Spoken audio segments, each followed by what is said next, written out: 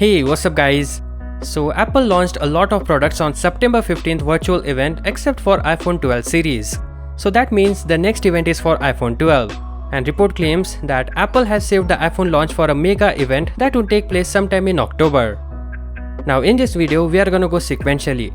First we will see what's new, then the price, and lastly the specs, cause almost everyone knows the specifications and I don't want to take up your time if you already know that. So now let's begin with what's new.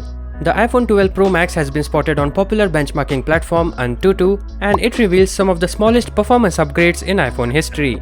Yes, Apple's brand new flagship SoC, the A14 chipset, will bring just 16% faster CPU performance than last year's iPhone 11 lineup, while graphics performance is basically flat. What's interesting this year is that in the Android world there are some new custom CPU cores that are going to be really powerful. And actually, if we look at the improvements that Apple have made, it looks like they didn't go for all-out power, but maybe have gone for some more power efficiency in the chipset.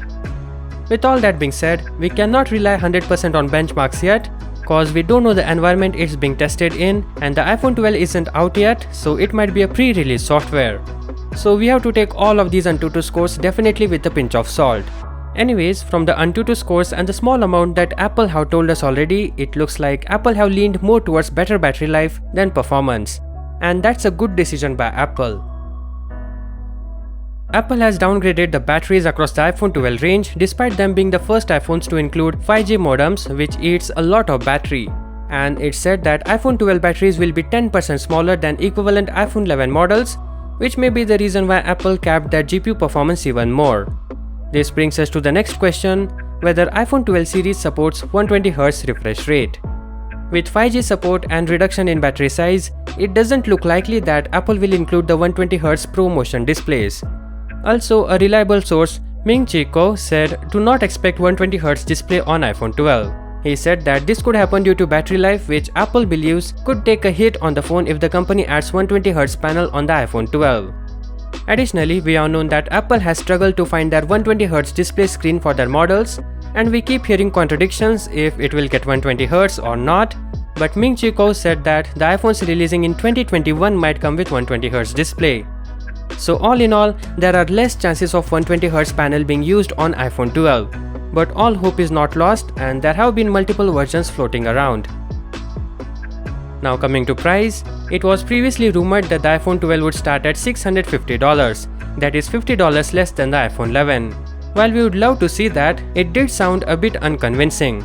Apple will apparently not include earpods and chargers with the new models, which should practically reduce the price. But it turns out that the bill of materials cost for the iPhone 12 is apparently $50 more when compared to the iPhone 11, presumably because of 5G components and OLED display.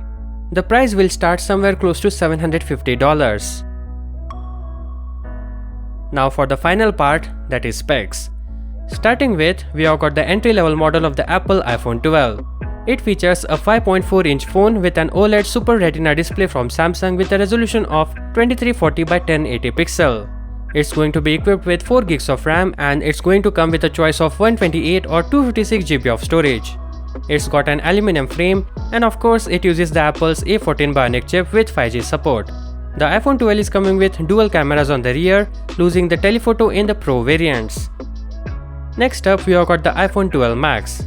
It's got a 6.1-inch OLED display. This again is a Super Retina OLED display, but we believe it's now going to be manufactured either by Samsung or LG, as BOE did not pass the quality assurance test.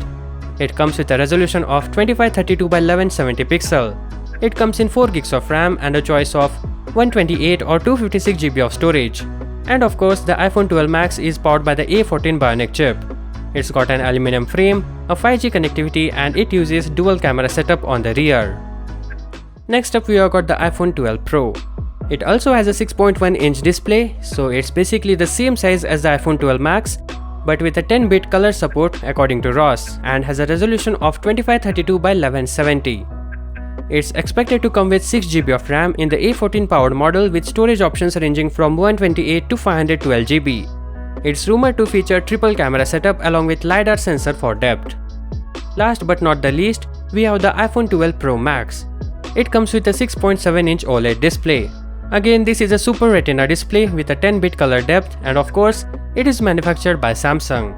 It's got a resolution of 2778 by 1284, and this gives us 548 pixels per inch. It comes with 6 gigs of RAM and 128 to 512 GB of internal storage. It's got a stainless steel frame, and the iPhone 12 Pro Max is of course powered by the A14 Bionic chipset, and this does have 5G support just like the iPhone 12 Pro. We get 3 cameras on the rear along with a LiDAR sensor. As for the launch, we have to wait for Apple to announce the official date for the presentation of iPhone 12. Anyways, do let me know your thoughts about these handsets. Catch you guys in the next one. Peace out.